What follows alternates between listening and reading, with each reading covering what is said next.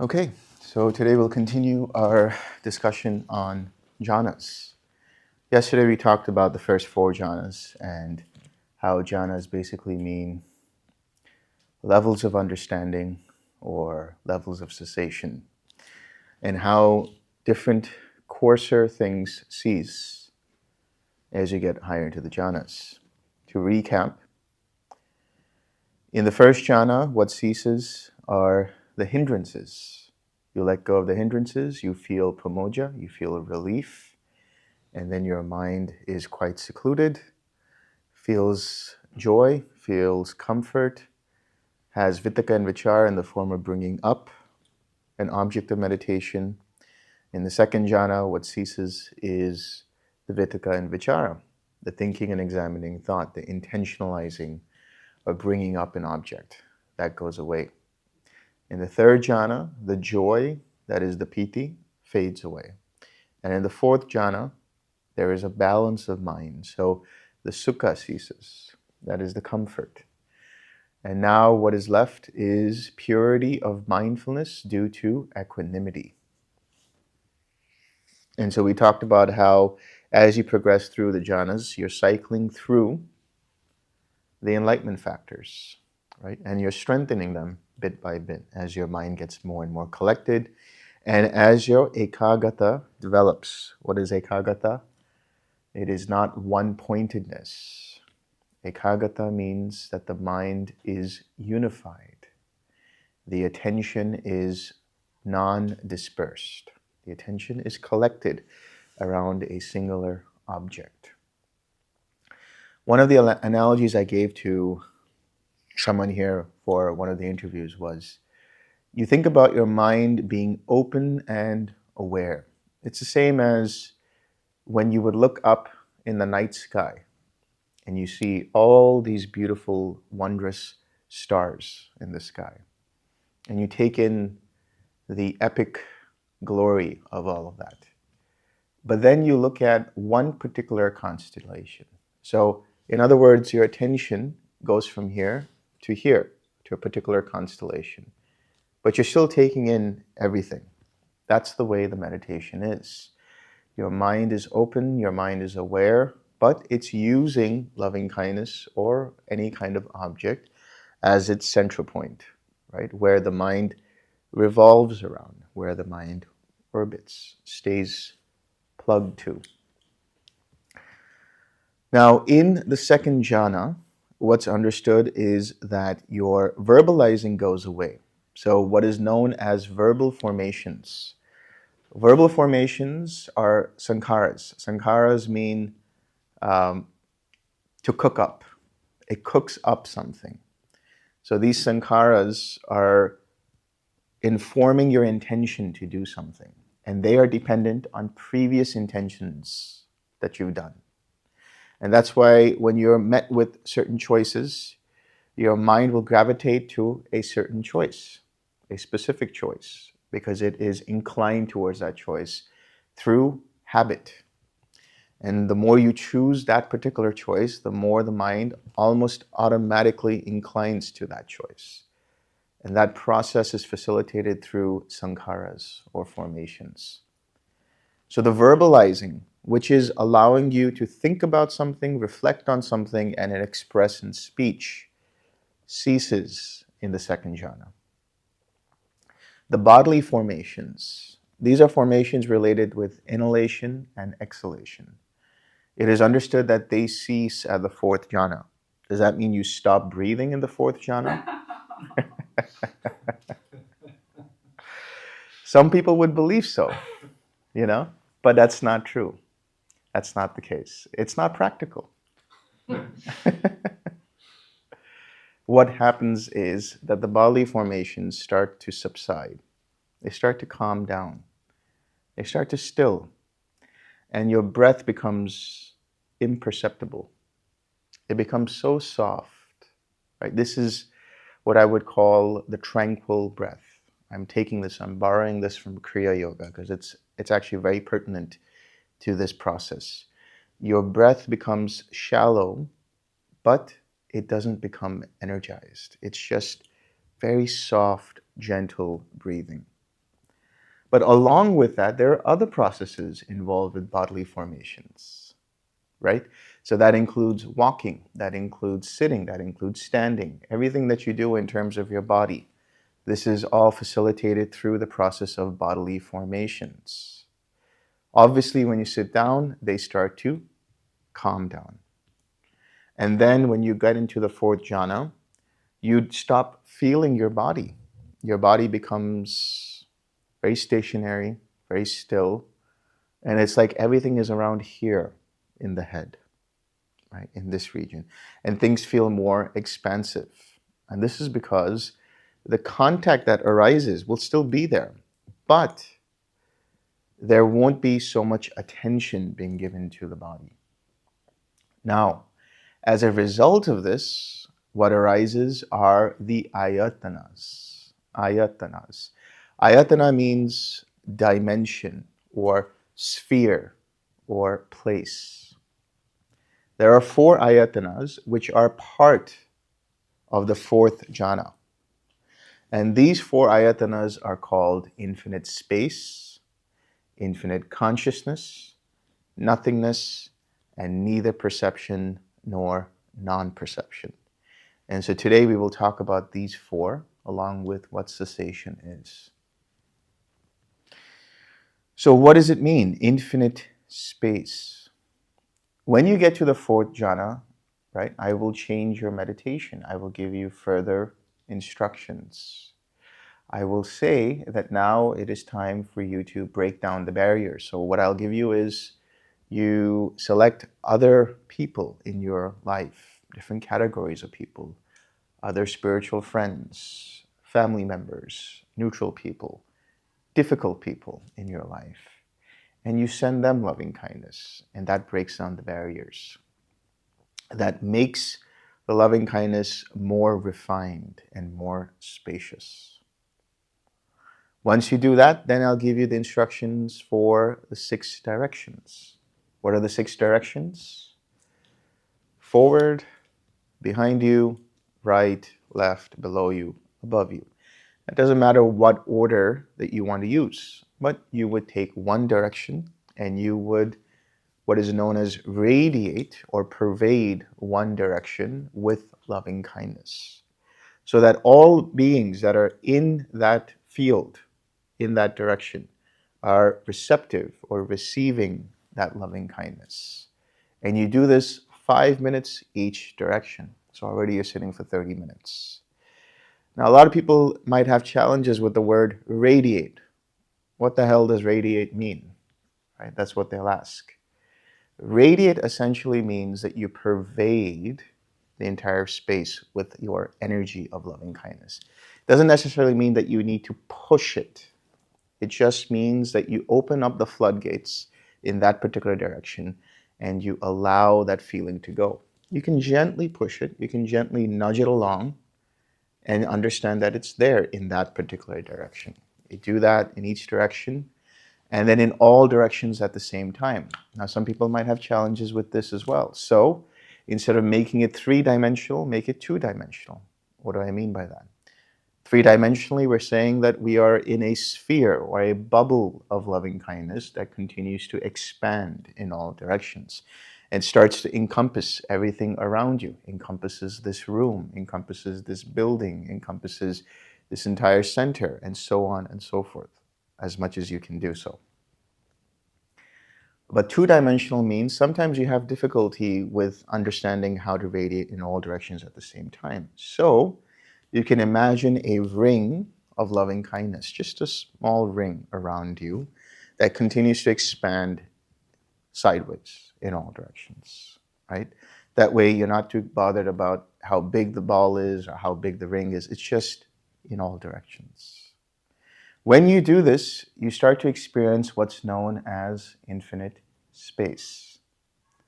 And the feeling of loving kindness starts to change automatically, naturally.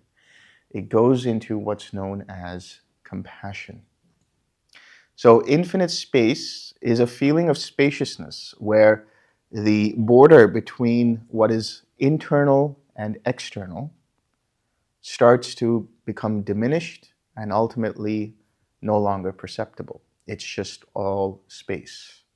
There's a feeling of expansion. There's a feeling of spaciousness. And so I had referenced the sutta yesterday, which is called the Metta Sahagata Sutta. And in that sutta, the Buddha says that the limits of loving kindness are up until the fourth jhana. The limits of compassion are up until the fifth jhana, or infinite space. So what does compassion feel like? Qualitatively, when you are in the meditation, compassion is softer, less vibrant. It's like cotton candy, very wispy, right? And sometimes there's a color to it. Some people see a certain kind of color and denote it by that. But the feeling of compassion is much softer, much more relaxed, much more diffuse. Now, what does compassion mean in the practical world? What does it mean to abide in compassion? When the Buddha used to start his morning meditation practice, yes, even the Buddha still continued to meditate. Would you believe it? But why? He said there were two reasons why I meditate. One is because it's a pleasant abiding. Right? You're walking all day long, you're going from one city to the next city. You want to take some rest. You might take a nap. Or you might sit down to energize with meditation, give some rest to your body and to your energy. And second, out of compassion to inspire future generations. In other words, the Buddha keeps talking about meditation, but I never see him meditate, right? So he's setting an example so that people also sit down for meditation.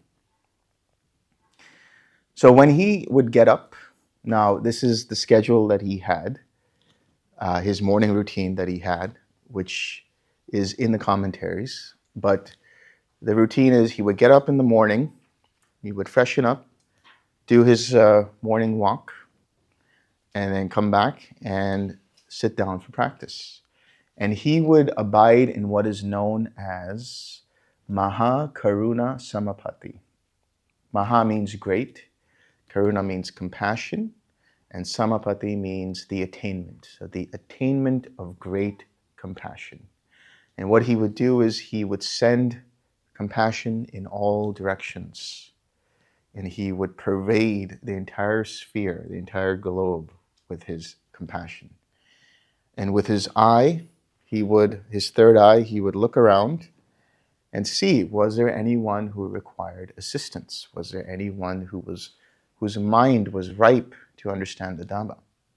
And so you would see in the suttas that sometimes the Buddha would be doing this. He'd be abiding in compassion and he would see that this particular individual is ripe for the Dhamma. So now he knows his schedule for the day. He's going to go walk to that city, go meet that person, and somehow explain the Dhamma to them, right?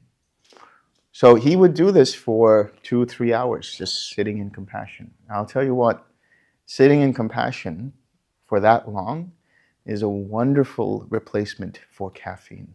You don't need to drink coffee. Because compassion actually builds up and activates what's known as the gamma brainwaves. So the gamma brainwaves are associated with how the mind interprets information. It's what's known as the binding principle of the brain. So all parts of the brain work together, and there is a certain level of energy that you feel. So you can try it in your own time and see if you can abide in compassion. So this compassion, how is it applied in daily life? Compassion can be understood as empathy, recognizing the suffering of others the same way you may have suffering, and wanting to help them come out of that suffering. Now there's a difference between that and sympathy. Sympathy means you look down on that person and say, oh, poor them, But compassion is understood as an antidote for cruelty. This is how it's translated in the suttas. So loving kindness is understood as an antidote for ill will. What is ill will? Well, irritation, frustration, anger, hatred, the desire to harm someone, and so on and so forth. But what is cruelty? How would you define cruelty? It is this: knowing that another person is suffering and adding to their suffering. Many times when you get into an argument, many times when you get into a debate, or you get into a situation where the other person is upset with you, what is the usual reaction? The usual reaction is we flare up and we say, how could they say that? And then we think about another thing to say to them. And what are we doing? We're unable to recognize that they're suffering. That is why they are behaving the way they're behaving. Out of ignorance, out of whatever it might be, out of sadness, out of being deeply hurt, whatever it might be. And so we get hurt and we recognize that hurt. But why are we not able to recognize the hurt in the other individual? So all that takes is a certain pause before you react. Instead, respond with compassion and wisdom. So instead of immediately reacting and saying, how can you say that? And then start, an eye for an eye kind of thing. If you pause, even for a couple of seconds before you respond, what happens is your wisdom arises. You give enough time for the prefrontal cortex in your brain to say, okay, I shouldn't react in a way that causes further aggravation, escalates the situation. Let me try to calm this person down. So you do that, and through the wisdom that you have and the compassion in recognizing the other person's suffering, you try to calm them down. You don't come from the ego. You don't come from identifying with what it is that they said. You come from wisdom that this person is suffering. So compassion is also showing a person the way that might help them out of their suffering. But you cannot take on their suffering. You can't take their suffering away from them. You can point the way and say, this is the way out of suffering. There is a sutta in a book called the Majjhima Nikaya, where there's a layperson who approaches the Buddha and he says, I've heard a lot about you, I've heard a lot about your Dhamma, I've heard a lot about your teachings, but I've also seen there are those who listen to you, right, and they don't attain Nibbana. And there are those who listen to you and they do attain Nibbana. Why is that? And so then the Buddha says, okay, let me give you an analogy. Let's say there are two people that want to go to a certain place. This place is called Rajagaha. It's a place in India. And the first person goes and asks somebody, what is the way to Rajagaha? And the guy says, take a left here. When you see that, make a right and all of that. And he says, okay, thank you very much. Second guy goes to him and says the same thing. How do I get to Rajagaha? Gives him the same instructions. The first guy gets lost, doesn't end up in Rajagaha. But the second guy, listening very carefully, ends up in Rajagaha, right? So then the Buddha says, why is that? And the layperson says, obviously, it's because he was listening. The second guy was listening and got to Rajagaha. The other guy didn't follow instructions. So the Buddha says, in the same way, those who listen to what I say, but actually follow the instructions, attain Nibbana, while those who are unable to follow the instructions don't. So I can only point the way out for you, but you must walk the path. You must actually follow the instructions and do it for yourself. In the same way, with anything where anybody is suffering, you can show them the way out. You can say everything you can. You can even guide them, but they themselves must take the initiative to want to come out of the suffering and take action to go from suffering to happiness or the cessation of suffering. So compassion is not about taking on the suffering of others. Compassion is about being there in a person's suffering and helping them out, but making sure that they take the steps. Otherwise, it is a fruitless effort for that person. Think about it for your own self, right? If you experience Nibbana all of a sudden, if somebody could snap, their fingers and say, now you can experience Nibbana, what's the purpose of that? What's the point? Because the insights that arise will not give you the clarity of mind. It's just another state to be in. But because you made the effort, because you saw in your own mind, this is the way, this is not the way, that I should go in this direction and not in this direction. Because you have walked the path yourself, you have the insights that you can truly say are your own, so to speak. Otherwise, if somebody were to just do it for you, then what's the point? So now, in infinite space, there is that compassion component. After a while, as you're radiating outward and you experience this infinite space, at a certain point, things start to break down in the mind. In a good way, not in a bad way. They break down in the sense that you start to see the arising and passing away of what's known as consciousness. So we'll be talking about consciousness when we discuss dependent origination in the next couple of days. But what you're seeing is, or what you can see, is a ring of light, right? In your periphery, you can see little dots, you can see little glimmers, you can see, different kinds of colors and lights flickering behind your eyelids. Or you can hear little flickering in your ears. You might feel some tingling on your skin. You might smell phantom smells. You might taste phantom tastes. Or you might start to notice the gaps between thoughts. And what you are seeing is the arising and passing away of individual consciousnesses. In the commentaries, it's mentioned that when someone snaps their finger, that is 100,000 arising and passing away of sound consciousness. For us, it sounds just as a snap, but in reality, when you break it down, there's 100,000 individual awarenesses that arise and pass away. So what would seem like a snap is actually multiple sound waves, causing a fluid sound to arise. Now, this can happen in the meditation, and it can happen even outside of the meditation. I can tell you from my own experience, when I was in San Diego, and I was doing the online retreat with David Johnson back in 2016, I was walking into the kitchen, and all of a sudden, things became slower. It was like the people that were moving in the kitchen started to be like under the strobe light, when you go to the club and people are dancing and you see almost every other movement, it was like that. And I thought, something's going on here. Maybe I'm having a stroke. I don't know what's going on.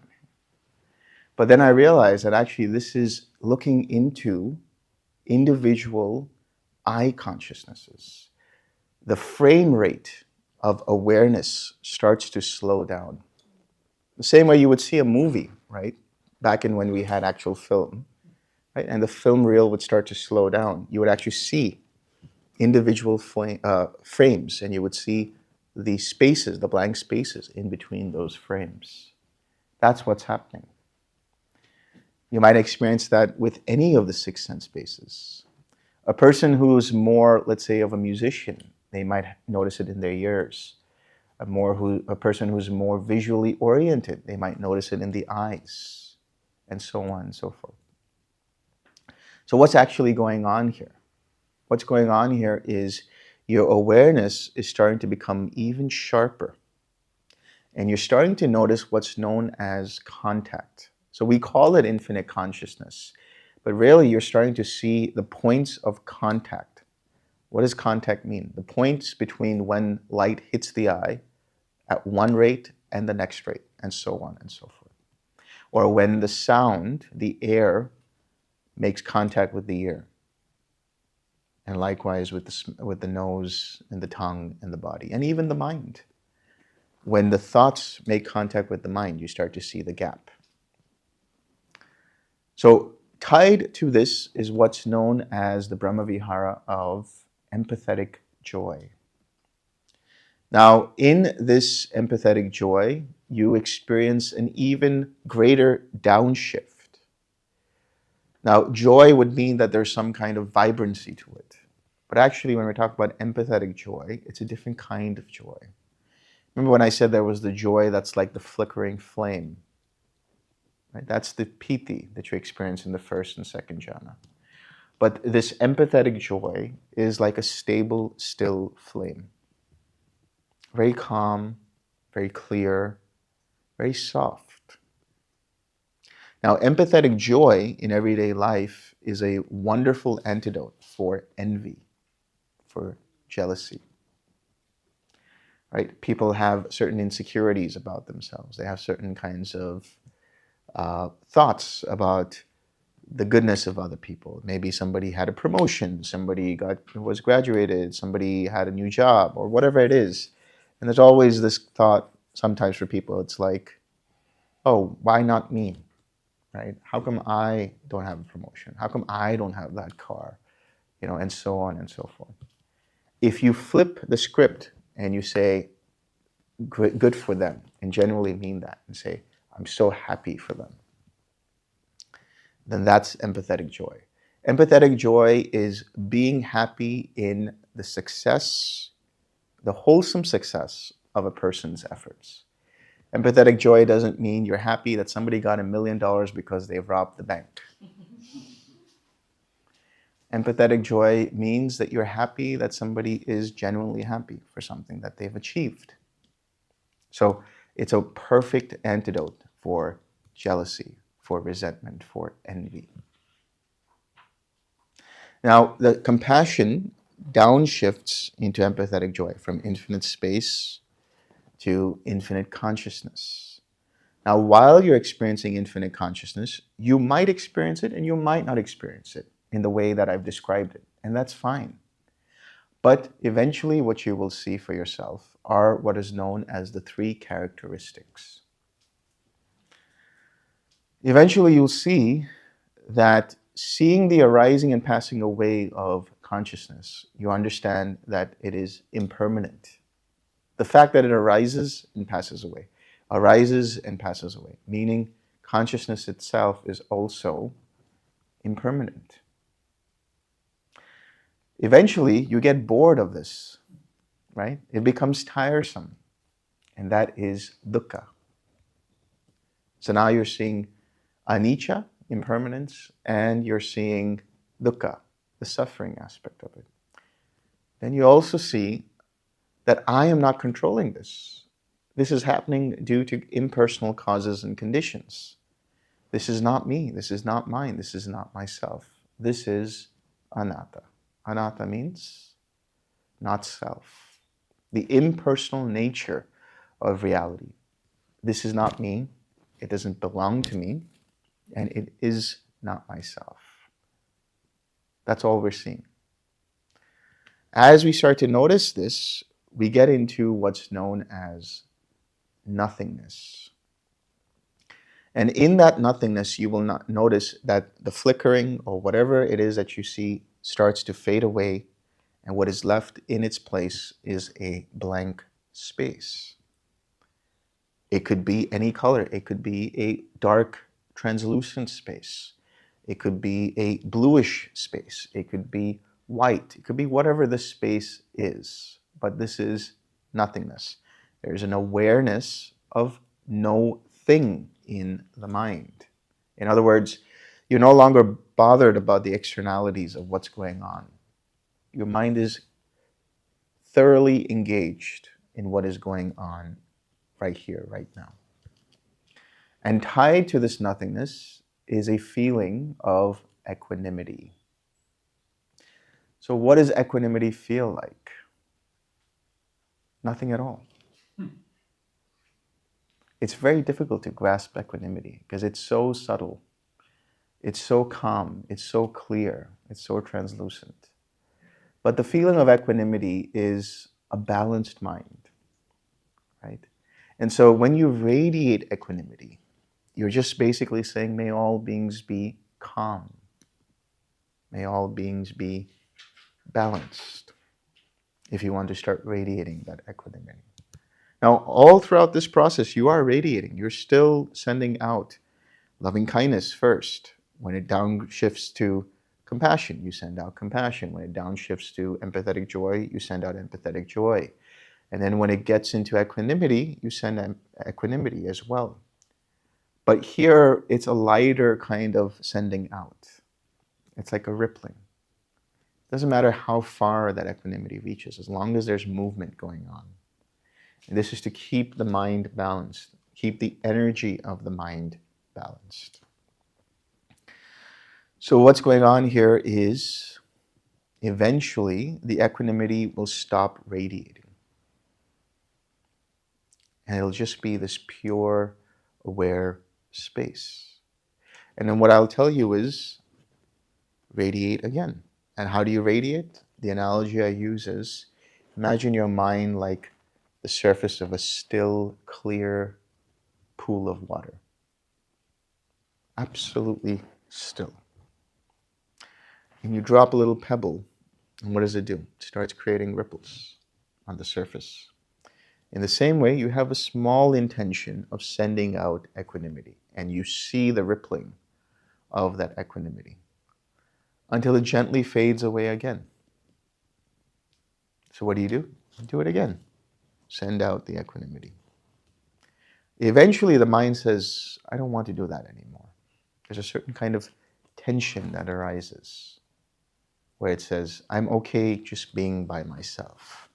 So the mind is now resting in itself. So now the object here is mind. Mind observing mind. And you don't do anything. That'll be my final instruction to you when you get there. Don't do anything. Easier said than done. Because the mind always has a tendency to want to, oh, maybe I should balance this enlightenment factor. Maybe I should look there. Maybe I should relax. Maybe I should rest. Maybe I should do something. Don't do anything. Don't cling to anything. Just let the mind be where it is. And as you do that, if the mind starts to gravitate towards something, all you do is relax and return back. Now the mind is your home base. This is where you are all the time. It starts to go in this direction. Okay, relax. Come back. That's it. As you keep doing this, your mind will start to sink deeper into what is known as neither perception nor non-perception. What does that mean? Neither perception nor non-perception. So perception, the word perception is translated from the Pali sanya. Sanya means to recognize something. So what that means is when you feel something, the feeling here is, let's say you see the color red. So you're seeing it. That's happening in your visual field. You're seeing it. But the knowing that it is the color red is the recognizing of it. That is the perception. Right? Seeing a tree is one thing. But knowing that it is an elm tree or an oak tree or an apple tree, that's the perception. In other words, perception is rooted in memory, what you have learned. So every time you see or experience something, your mind will take from the memory bank and say, oh, this is what it is, right? This is Delson. This is Morty. This is the rose. That's Rick, right? So that all is concepts that your mind has collected through learning, just by merely experiencing things. And then when you perceive, you recognize, oh, this is what it is. So neither perception nor non-perception means neither recognition nor non-recognition. So what happens is, as your mind sinks deeper into this state, you get into a place where the mind feels like it's asleep, but alert at the same time. It's aware, and there are things happening. To that extent, it is cognizing, it's comprehending something is going on, but unable to perceive, unable to really make out what it is that it is seeing. There's all kinds of wispy thoughts and dreamlike states and disconnected patterns and images and memories that feel like they're from another lifetime. All of these will come into your mental field. But the key is not to get disturbed by them. Here you are in the eye of the storm. Your mind is in the eye of the storm. Now, everything else is in the periphery. The moment you start to get attracted or enamored by what it is that you're seeing, now you're perceiving. So you're no longer neither perceiving nor non-perceiving. So you've come out of that. So how do you come back? Let go. Relax back into mind. And then mind will sink deeper into that. Eventually, that mind will get into what's known as quiet mind or luminous mind. This is what's known as the prabhasara chitta in Pali. The Buddha has said, luminous is the mind, monks. Luminous is the mind. But due to adventitious defilements, the mind becomes darkened. In other words, the nature of mind itself is luminous. What does it mean, luminous, radiant, bright? What does that mean? It's aware of things without becoming enamored by them. That's the true nature of the mind, is to know, is to understand, is to see, but just to see, not to become something. Right? There's a wonderful statement by the Buddha, which I will unpack in the coming days. It's called, the statement is, in the seen, there is only the seen. In the heard, there is only the heard. In the cognized, there's only the cognized. When there is no you in that, then there is no you before that or after that. Just that is the end of suffering. In other words, seeing without supplanting any kind of sense of self to it. Hearing without saying, this is me, this is mine, this is myself. This is the nature of quiet mind. This is how you bring quiet mind in daily life. Being aware of things as they are without getting affected by them one way or the other. Very much like equanimity. Now, when you're in this quiet mind, you have what's known as disenchantment.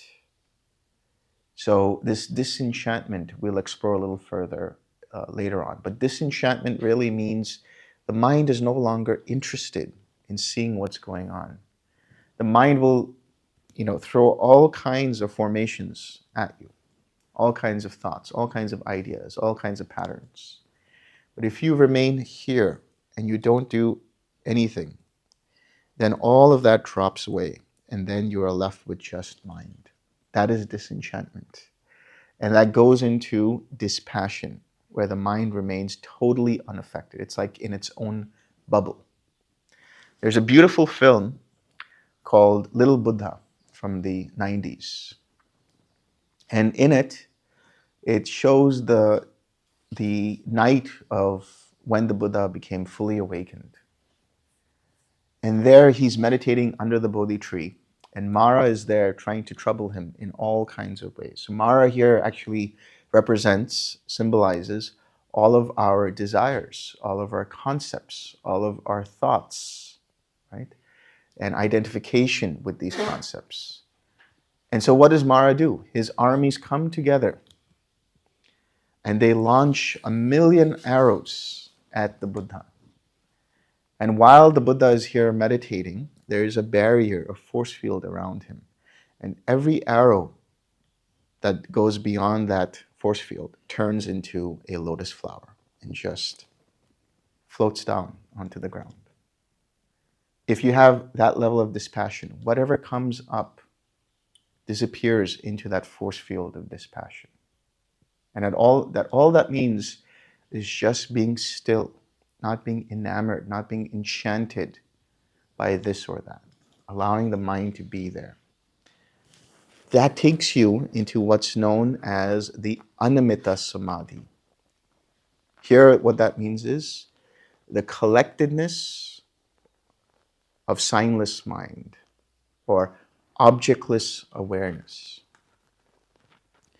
So this objectless awareness, the analogy I would use is, it's a ray of light. Right? Imagine you take a flashlight and you point it up into the sky. And for the purposes of this example, imagine that that light continues outward into space without hitting anything, without being deflected by any object. And it just keeps going, keeps going. In the same way, in the signless collectedness of mind, there is no object there.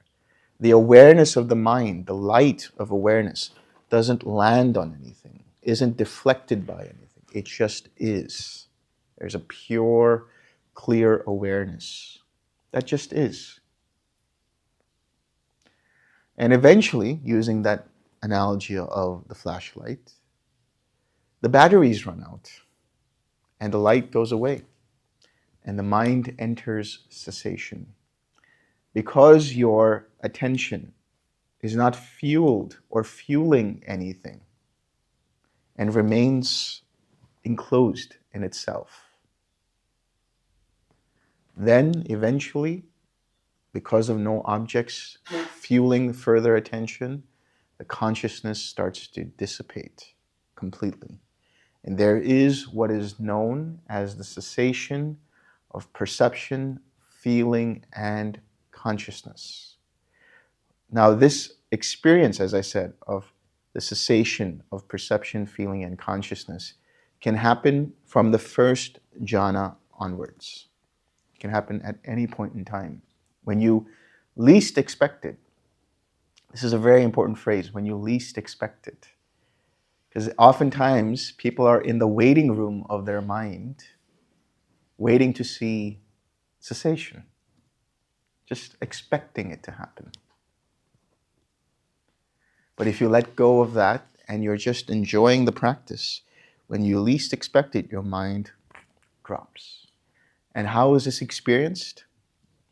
You can know that you were in it when you come out of it. It's like your mind went somewhere for a moment. There was a blip in the consciousness. Right? If you look back into the memory bank of your mind, it's like there was something that happened, but I can't find it. No data found. Right? Error 404. Right? So in that moment, the consciousness has dropped. And when it comes back up, there are certain things you will experience. Primarily, you will experience an exuberant radiance of the mind. You will experience overwhelming joy and relief. It's as if 1,000 tons have dropped from your shoulder. And what Bonhays called it as, you've dropped an ocean of suffering in that moment. That's why you feel that relief. And that is not nibbana. That is having touched nibbana. When all conditions cease in the mind, in that moment, the mind makes contact with the nibbana dhatu, the nibbana element. And what you experience after that is a result of that, which is the joy and the relief. And you might see certain things in your mind's eye. You might see certain patterns. You might see certain things. You might have certain insights into the nature of reality.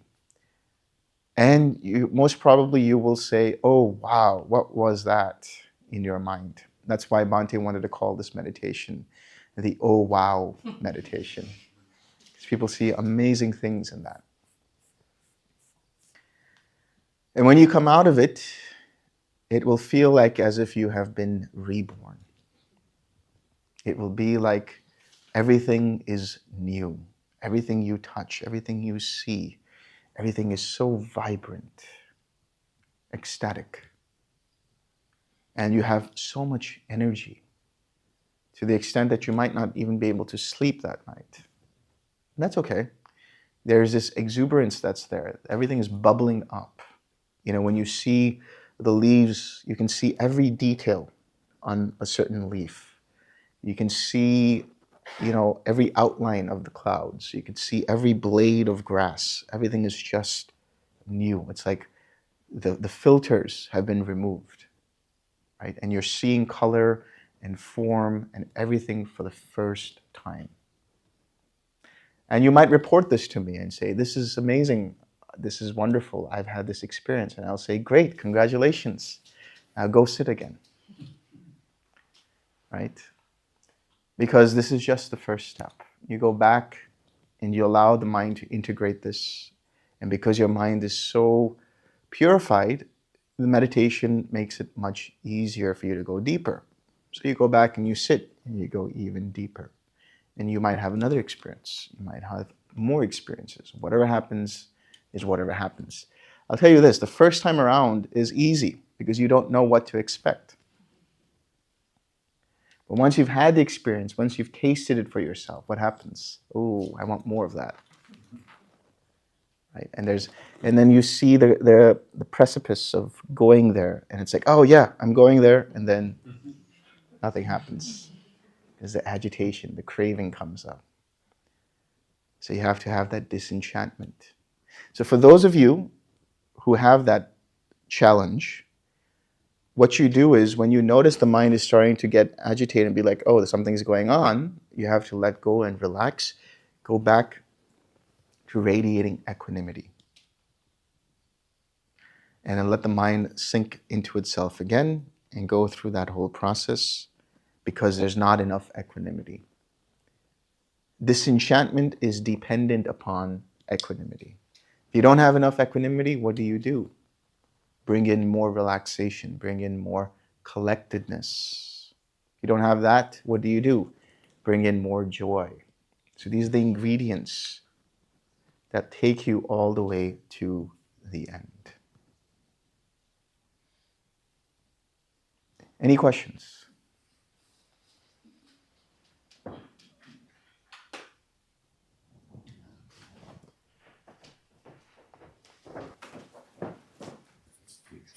Hi. The Mahayana make a big deal about compassion. They talk about great compassion and then bodhicitta with the aim of becoming a Buddha in order to help free all living beings from their suffering. But to me, it seems, well, there are so many world systems. Yeah. And when you look around, I see people still suffering. And what was the other thing? It's going to take a huge amount of time. 4 Mahakappas, wasn't it? Look that up, actually. It's 3.96 billion years per Mahakappa. I think. Right. Anyway, so for less able people, it could be even longer. Right. So I just kind of think, well, is it a worthwhile goal? And also I understand that it will stop you attaining nibbana.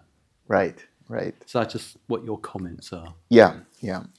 So this is getting to the territory of theory, but I'll explore it with you. So one is, the understanding is that for one to want to become a Buddha, they have to become a Bodhisattva first. And that is basically taking the vow of becoming a Bodhisattva. And different schools have different interpretations of what that means. But primarily what it means is that you are striving for the goal of Buddhahood. And a Buddha only appears when there is no more Dhamma left. So in other words, while we are in an eon where there is a Buddha, there is the capacity to learn from his teachings. And yes, even in that process, decide to become a Bodhisattva. Just because there is that chanda, that wholesome intention.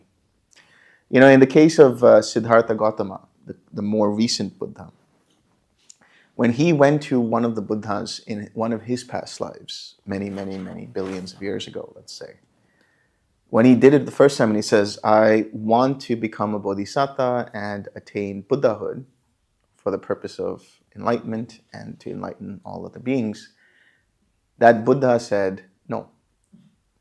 So he had to wait until another Buddha emerged, many, many billions years later. And then he then asked that Buddha, and he said, I want to take this vow. And that Buddha looked into his future and he said, yeah, it's possible. Go ahead. So there's that part, right? But the idea is for the bodhisattva, what they're doing is they're perfecting what are known as paramitas, great perfections. So for the Buddha, he has to do it for so many mahakapas, as you mentioned. For a chief disciple, they have to do it for maybe half that time, and so on.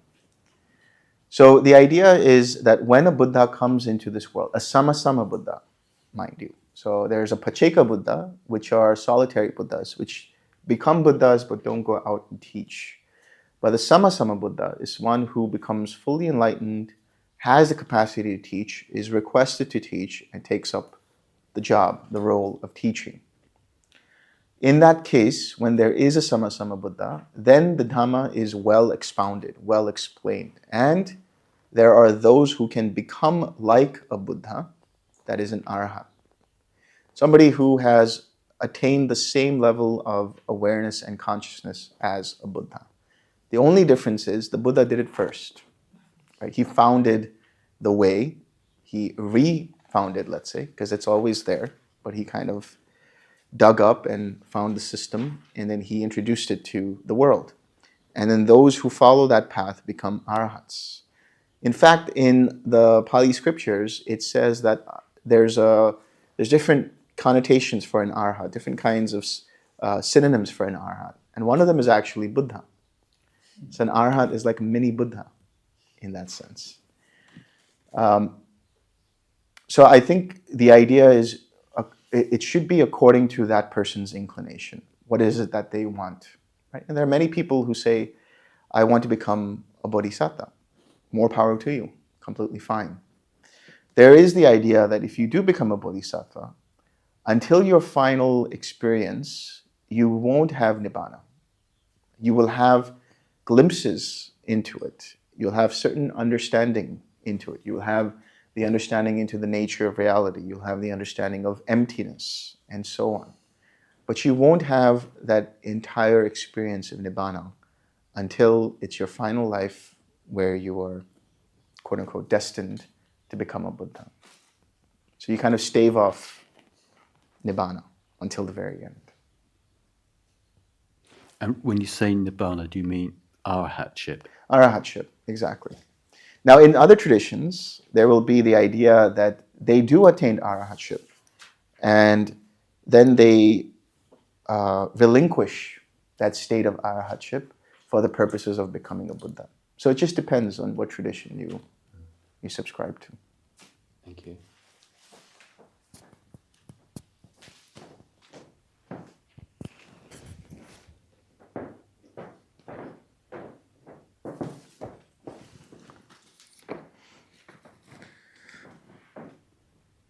Hey, where in the model that you described, where does stream entry fit into that model, or does it not? Stream entry can happen at any point during your practice, where you're meditating, and then, as I said, in the first jhana onwards, you have an experience of cessation, and then you drop, and what happens is you drop certain fetters, like the first 3 fetters, and that can mean stream entry. But stream entry can also happen where somebody is listening to a Dhamma talk or reading a sutta, and they completely understand it, and they experience stream entry there. Okay, thank you. And one other quick question: the event or the arising and passing away, which I've heard other teachers talk about, is that a permanent shift, or is it just a signpost? You experience it, and then it's like you kind of go, you carry on. It's a signpost. Uh-huh. It's a signpost. It's permanent in the sense of like, oh, your perception changes a little bit. So you have a deeper understanding into impermanence. But the state itself is temporary. Gotcha. Thank you. You had a question?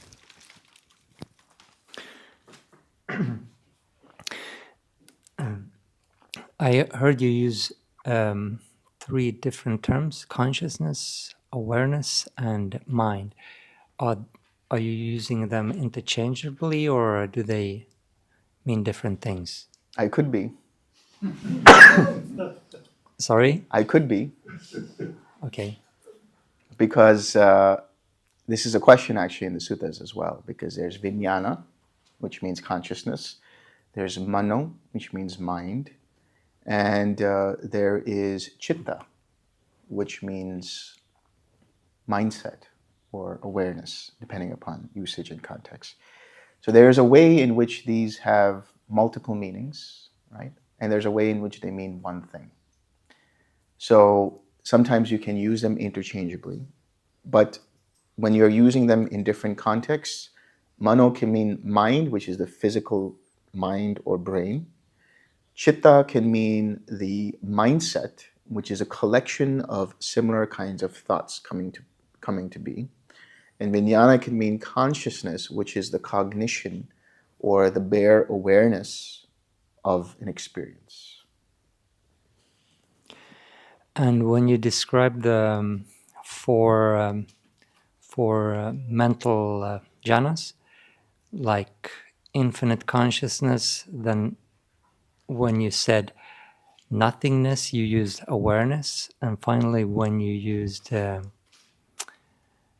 Neither perception. yeah, you said mind. In that context, do they mean the same thing, or? Yeah, so in that context, it is just mind that is experiencing it. So when I say awareness of nothing, it means you're cognizing that there's nothing. When I talk about infinite consciousness, there I'm talking about vijnana as the arising and passing away of individual quanta of awareness, let's say.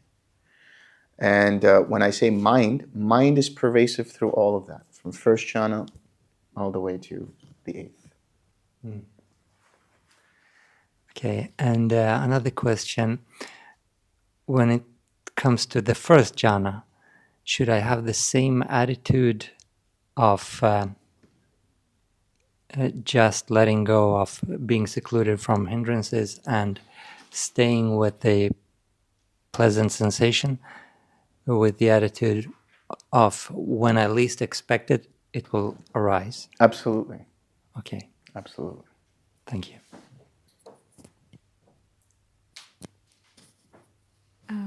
My question is, so you were talking about ayatana and like how long generally a person stay in that one, like few minutes or like 15 minutes, like Yeah, without so a this is a good question you bring up, because sometimes, especially in the retreat, you can skip and you might go from infinite space directly into nothingness, or infinite space and directly into neither perception nor non-perception. That can happen too, and that's okay. The mind is just going to where there is the point of least tension. Just wants to go there. Now, in terms of whether there is a predetermined duration of how long you're in a certain state, no, there isn't. Do we have the jhana chart? Did you get that? I have the one where different jhanas and then how long it normally Yes. takes to get it. Yes, I do have some samples. So you can just put it there in the dining table and people can look at it when they want. So it'll be there and you can check that out. It'll tell you how long you're supposed to be with your object in that particular jhana and other things. So it's kind of helpful. Okay. Yeah. Sorry, another question. So you were also talking about the, like in higher jhanas, about the relaxing. What about the smile? What about the Because smile? Yeah, in towards the mental jhanas, as we would call them, or towards the ayatanas, especially towards nothingness and neither perception or non-perception, smile becomes less of a thing because it's more physical. Yeah, that's okay. Thank you.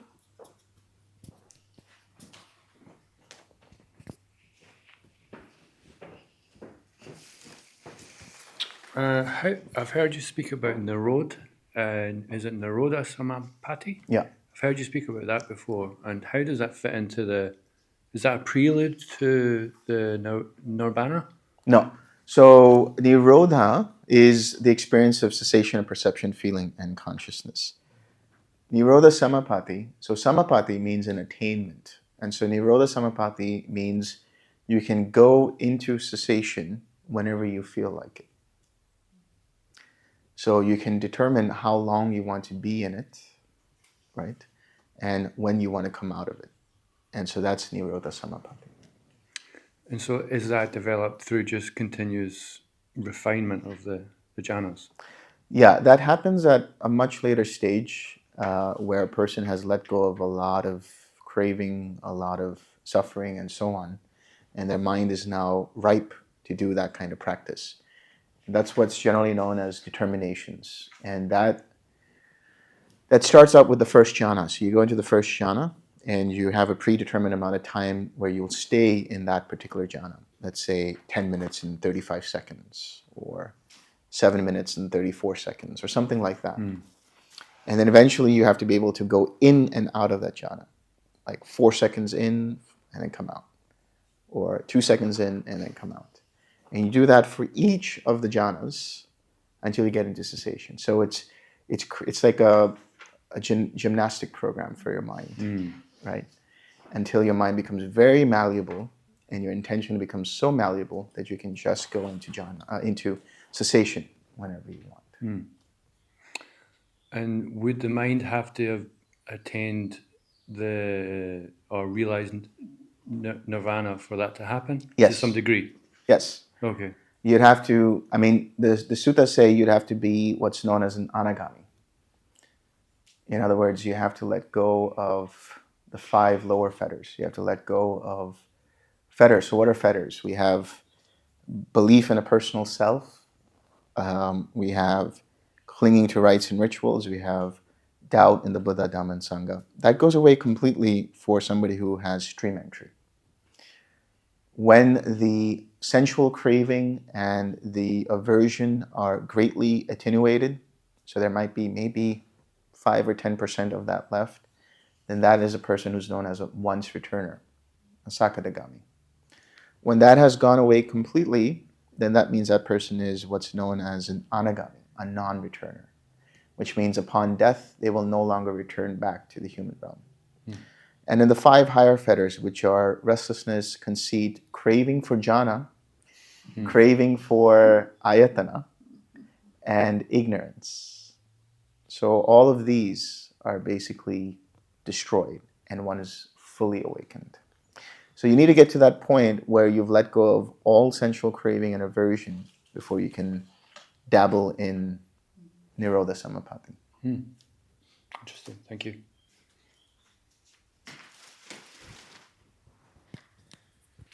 I think you touched on this,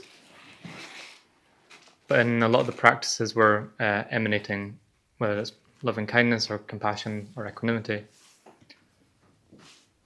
What exactly is the purpose of the emanating, the radiating? Yeah. So it's a process of sending it out to all beings. That's really what's going on. I mean, whether they feel it or not is another thing, but it's creating the setting in the mind to start to experience infinite space, infinite consciousness, and nothingness. That's the primary reason. Now, when you get into something like quiet mind, or somebody is like greatly accustomed to getting into quiet mind or neither perception or non-perception, this is why in the beginning I told everyone who's doing that to first radiate, because that process of emanating or radiating or pervading energizes the mind. And it creates a balance of energy and a balance of all the other enlightenment factors. So that then your mind is ripe to go in itself and go into quiet mind. Okay, thank you.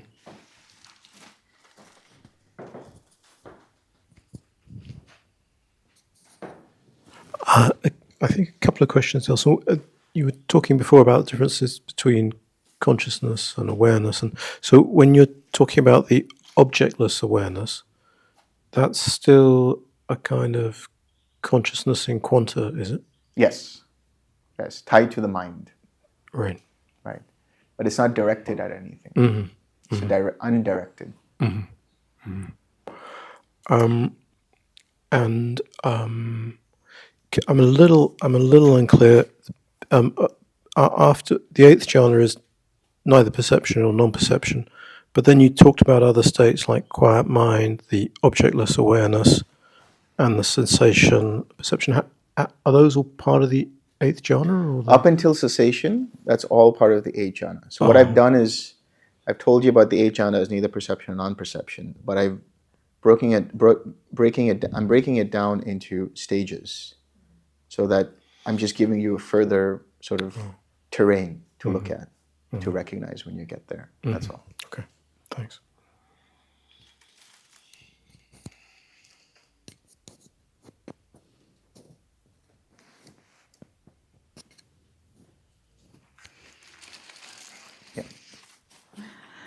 Does cessation mean automatic dropping of all three fetters, or not necessarily? You said stream entry, three fetters, but does that dip?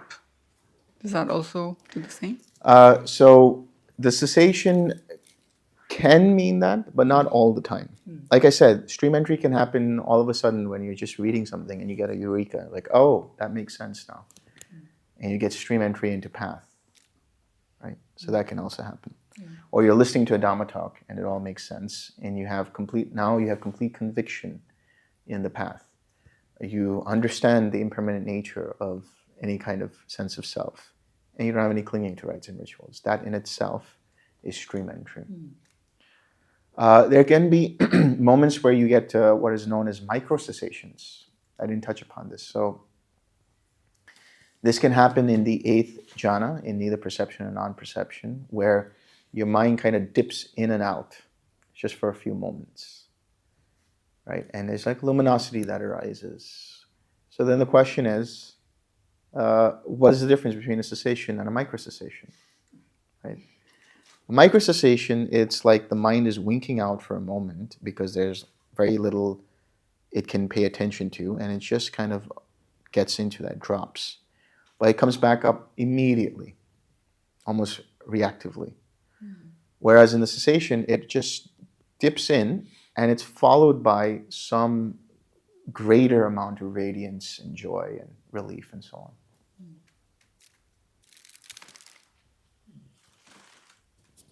There was a question here. I'll pass. Okay. All right. Can I ask a question? So, like in suttas, when you where you said like somebody's listening to the Dharma talk, and then they either became a stream enterer or even arahant. And do you have to have a cessation to get to like an arahant state, or did they have some sort of a micro cessation and then became arahants? Yeah, in that moment, they still had some kind of a cessation experience. Maybe they didn't recognize it. I'll tell you of one example of somebody a couple of years ago. They came into the interview and they said, this is the experience I had, and so on and so forth. And I said, oh, great, congratulations, you've had an experience. And he didn't believe me. And I could see he didn't believe me. So he was listening to the Dhamma talk that evening, and he went back to his room. And then the next morning, he was like, yeah, you were right. I didn't believe you, but I actually had it because while I was walking to my room, all of a sudden I blacked out for a moment. And then I felt immense relief and joy. It's good that you guys are all here and not driving around. That could happen while you're driving too, right? People have had it when they're having breakfast, and just as they're eating that piece of toast, it's like, oh, they have a blackout. It's like, where was I? And then they have joy and relief. So it can happen anytime.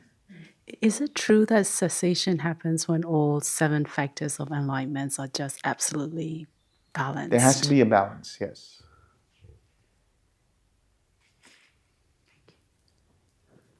Yeah.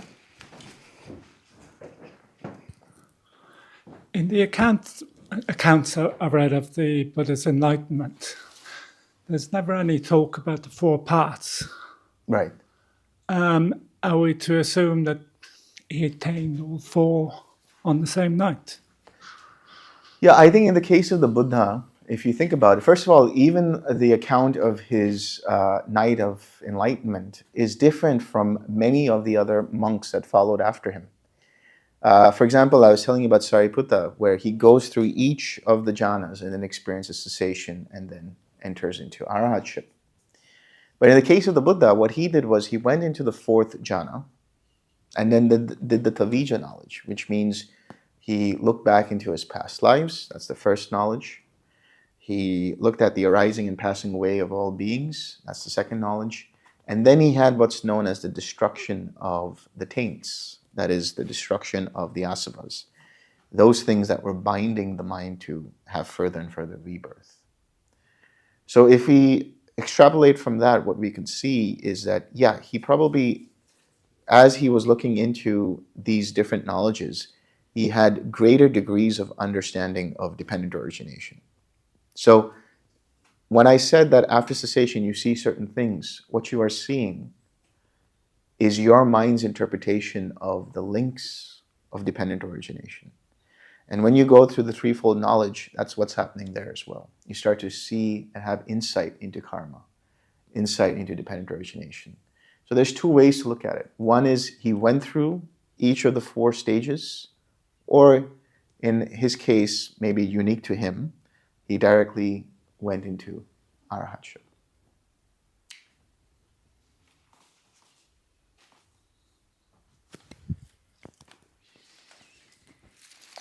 If at any point along the way we encounter like a powerful fear, like adrenaline, Yeah. that's not in the mind, it's just in the body, Yeah. do we just allow space for that? And because it's very hard to relax. Yeah, definitely. And that's something that's not often talked about, which is you can experience some degrees of fear or excitement or adrenaline, as you said. And that's just because that sense of self feels like it's going to go. And what you're actually experiencing is the process of dying without dying. So all of you here on retreat are practicing how to die when you meditate. That's really what's going on. So that sense of self that wants to hold on, wants to cling, you have to be able to tranquilize and you have to be able to let go of, right? And sometimes it's experienced in the pit of your stomach, sometimes. Or it's experienced throughout the body, or it's more of a mental fear. But all of that, actually, energetically, it all stems from your core, from here. So if it's overwhelming, what I would suggest is you take some time away from that and then allow your attention to go here and tranquilize any energy that's happening over here. And if it helps, do a forgiveness practice, because there might be certain things that are tied to that. I mean, in other traditions, they call that the 3rd chakra over here. That's the solar plexus or whatever it might be. But this is where all of the different kinds of fear might be lodged. And so you might just do a forgiveness practice to let go of that and then come back to it and see how you feel. Thank you.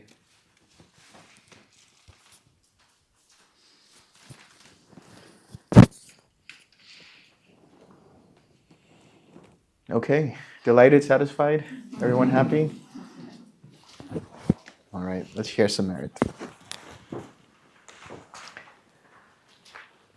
May suffering ones be suffering free, and the fear-struck fearless be. May the grieving shed all grief, and may all beings find relief. May all beings share this merit that we have thus acquired for the acquisition of all kinds of happiness. May beings inhabiting space and earth, devas and nagas of mighty power, share this merit of ours. May they long protect the Buddha's dispensation.